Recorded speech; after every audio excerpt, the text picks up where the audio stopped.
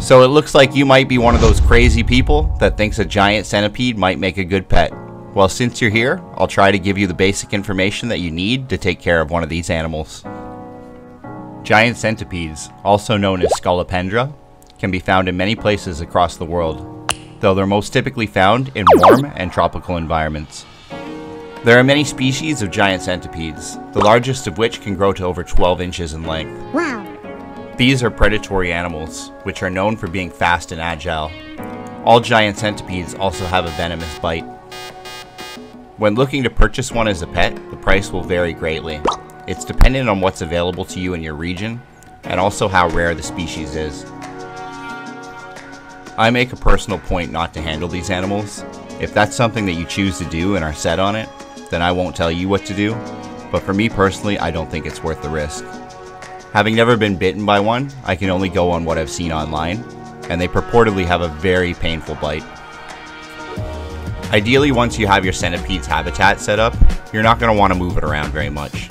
But I find the best method if needing to do so is to coax it into a dish or container, which can be used to store it and move it to another place.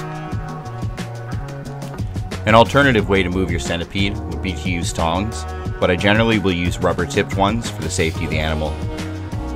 If having the need to do this, you want to gently pinch them with the tongs, applying just as little pressure as you need to pick them up. Though these animals are dangerous, they're also quite fragile, so you really don't want to crush them when you're pinching them. I also consider this method risky because while doing so, a centipede can easily turn its body around and bite your hand. So this is something you really want to avoid unless absolutely necessary. Giant centipedes are generally very reclusive animals, so they don't require a lot of space. A 10 to 20 gallon tank is more than sufficient for just about any species. One key point for consideration when housing them though, is that you want to use something with height. These animals are actually really good at climbing, and they're notorious for their ability to escape. For this reason, when storing them, I typically will use a glass terrarium, because the sides of the tank being smooth make the centipede unable to climb out. These animals spend most of their time hiding, and they do like to burrow, so when you're adding substrate, you want to give it a little bit of depth. To make digging easier, you also want to use something that is lightly packed. For me, I find cocoa fiber is a good choice. Your centipede should also be given multiple hiding spots for security. For this, I like to use corkwood, as it's a little more naturalistic, and they seem to enjoy it. Your centipede will immediately seek out these spots. They like their privacy, and one thing to note is that when you're moving things around in their tank, you really want to be aware of where they are. Don't make any sudden movements, and be careful when lifting things. They may stick onto the bottom of a piece of wood that you pick up, and you don't want to get bitten this way. Because of its tendency to resist molding, grapewood is also another go-to construction material for hobbyists.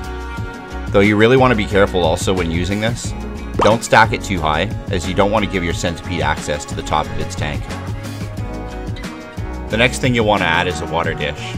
Just like a tarantula, a scolopendra will get the majority of its hydration through its prey, but they do need access to clean water. This should be changed daily. This access to clean water is essential for the health of your centipede. If this water is to become soiled, it should be changed immediately. Along with the water dish, you'll also need to regularly mist their enclosure. Giant centipedes are prone to dehydration, and they need a humidity level of about 75% or higher. The next piece of their enclosure, and arguably the most important, is a secure lid. You'll want something that fits snugly on top and is not easily pushed off. In the case of giant centipedes, I like to use these clips on the side of the tank for added security. Provided these are fastened properly, the risk of your centipede escaping is almost zero. Anytime I'm feeding, handling, or moving anything around inside of this enclosure, which requires me to remove this lid, I will always double check that it's fastened properly when putting it away. I've had centipedes escape on me in the past, and your chance of finding them when they do is pretty slim. The last thing you need also is to be bitten on the toe when going to the bathroom in the middle of the night. Along with humidity, for its survival, your centipede will also need a consistent level of heat. They should be kept at a base temperature of 80 degrees or higher. Depending on where you live in the world, an external source of heat may not be necessary, but this really is dependent on your local weather and also the season. Because I live in Canada, where it can get quite cold, particularly in the winter, I choose to use a heating pad, which I attach to the bottom of one side of the tank. Providing the enclosure with a good source of heat will also in turn keep humidity levels high. If you monitor these two factors carefully, you can expect your giant centipede to live 5 to 10 years. Giant centipedes are formidable hunters. Their feeding response and the aggression they show when hunting their prey is really quite fascinating, but probably terrifying to some.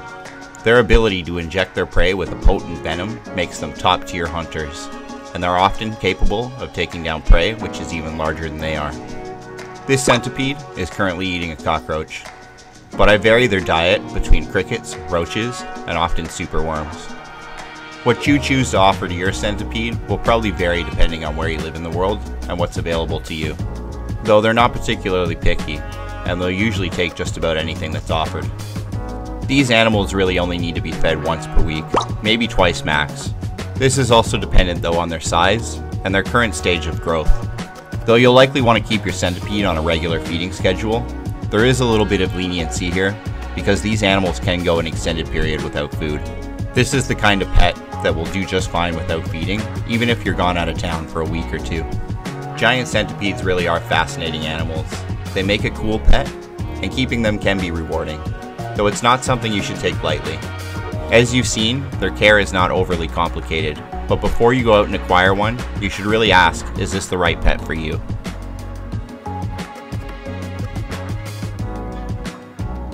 If you've made it this far, I just want to say I really appreciate it.